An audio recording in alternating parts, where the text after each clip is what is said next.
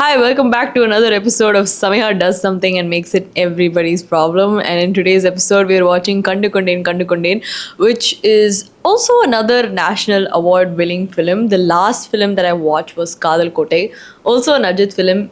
We're starting to see a pattern here. But the reason why I really wanted to watch this film is because I have seen so many edits on this film on my timeline. You just need to know that I'm a big A.R. Rahman fan. It should speak for itself. And this film is actually an adaptation of Jane Austen's book Sense and Sensibility. It has Mammootty, Ajit, Aishwarya Rai, and the main reason why I'm watching this film in the first place, Tabu. And also Abbas, can't forget him. So without yapping further, I would like to actually get into watching this film. I never got recommended to watch this film for some reason, and I think that's because every time someone recommends something, it goes into my list of movies that I should watch but I haven't watched. And thank God it didn't go there, because when a movie goes into that list, it almost never makes it out of that list. So I'm really glad that nobody ever recommended this film to me. I hope that the hype that I've created for myself doesn't actually kill the film for me. Let's just see if it's aged well or not, okay?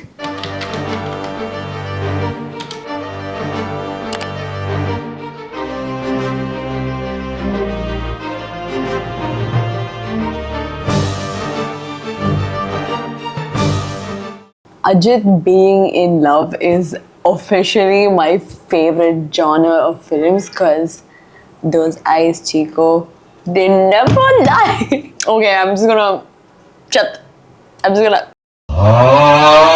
One of my favorite things in this album is that the first two songs are love songs in the perspective of a girl, which is not something that we even get often these days.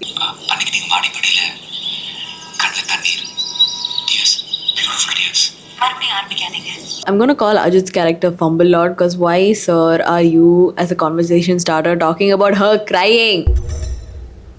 Okay, that's all I have to say. I haven't watched the rest of this scene, so let me see how it goes. Okay, so the rest of the conversation, he just starts singing an A.R. Rahman song. So if I was Tabu, I would let it slide. Although I called his character a Fumble Lord, I will forgive it because it's an A.R. Rahman song. And secondly, he's in Egypt, so I haven't traveled, so I'll take it. Didn't like the ending. I was so angry at Tabu also. Hi, this is the next day. My camera is dying, my laptop is dying, my mic is dying. So this is going to be either the most brief review / plot explanation, or the worst one. The only thing that I think I can get to be judgmental about is movies, because it's not technically people.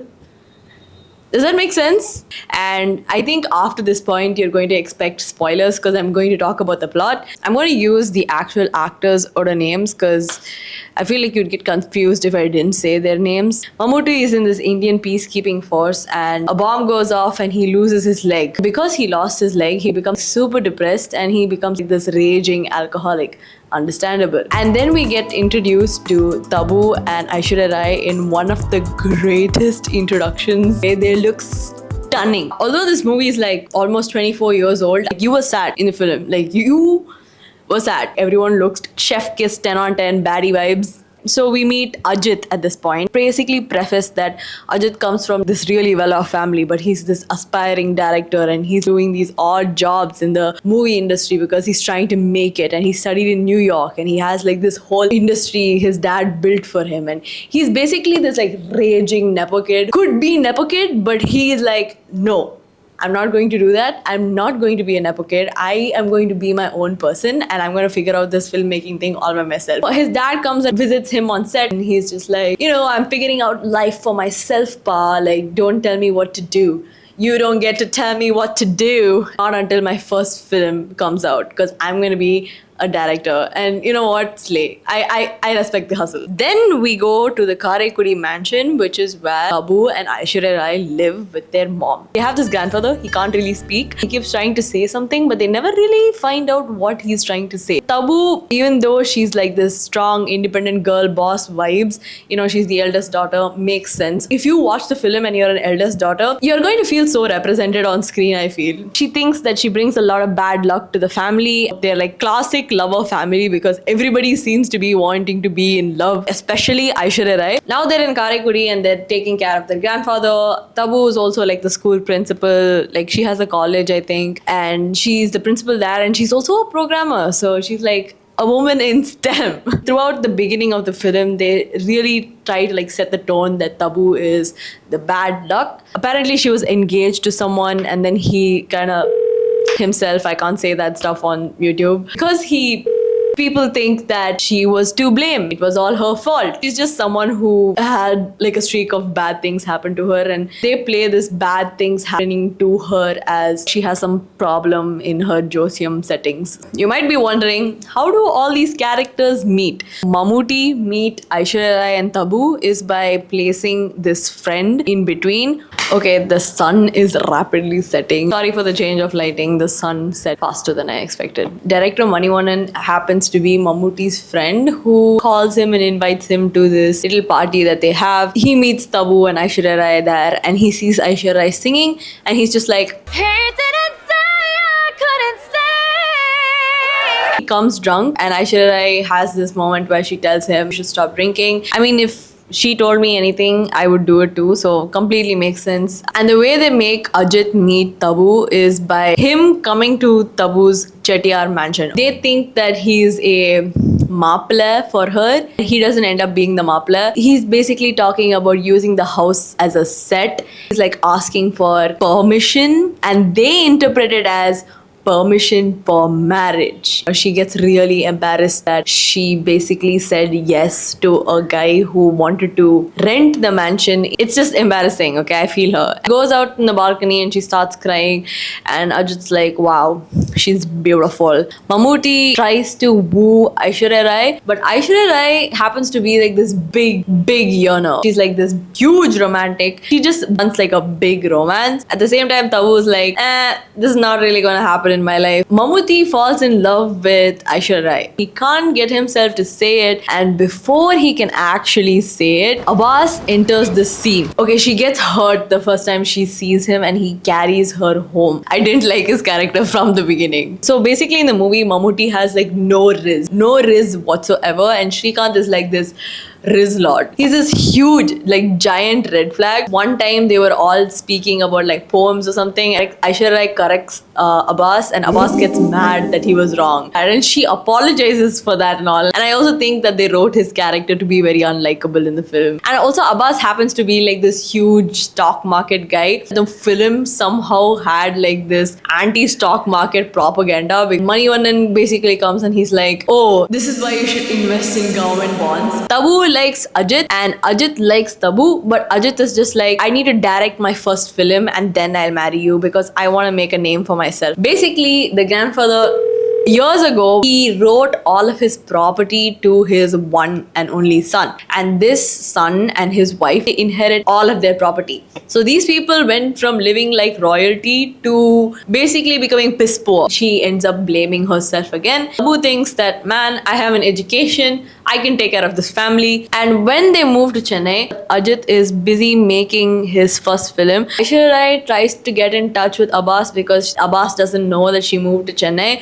Abbas basically also pulls a Harshad Mehta. He owes a lot of people money, so he doesn't really have time for like a whirlwind romance like Aishwarya Rai wants. Abu, after like a really long struggle, ends up actually finding a job. And Aishwarya Rai basically asks Mammootty to help her find a job. He enrolls her in a college, a music academy, and she ends up becoming like this really big playback singer. And she does this all heartbroken, so very Taylor Swift coded. And when she does become this big playback singer, she finds out that Abbas is actually getting married to the minister's daughter. She falls into this pothole and Mammootty comes to save her. Sort of realizes that Mammootty had feelings for her all along, and you know, they have a little moment and whatever. And she realizes that Mammootty was the only one who had feelings for her. Abbas, after he gets married, he gets the chance to see Aishwarya Rai again. You know, he still loves her. He had to do this out of like financial desperation. His heart is not with his wife. And like Aishwarya Rai is like,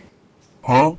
At this point, we can deduce that Abbas is just a love bomber because Bomber baby, you took my heart, you crushed it badly and tore it apart. So Ajit seems to have a lot of like anger issues. Whenever he is not competent, he just takes it out on Tabu, and he also blames like the film title Tabu chose to be unlucky. She gets really heartbroken because she thought that he would be the one guy who wouldn't say that. Tabu just accepts the fact that whatever they had was not worthy. And in the film, she also gets promoted, and then she also gets the opportunity to go work on a project in California, almost on the way to California. Okay, but Ajit just shows up at the end of the film and he's just like, I did this all for you. Like, you thought that I wouldn't come back. How could you think that? He also sort of gaslights and manipulates Tabu into believing that he did everything for her. He was the one who wanted to make the film. He was the one who wanted to be a director. And he was the one who wanted to be a director before he could marry her. And then when he doesn't give her any attention and Tabu naturally pulls away, he's like, I did this all for you. Like, who are you? Why is every guy in this film a red flag except for Mammootty? The only guy who supported women's rights and women's wrongs was Mammootty.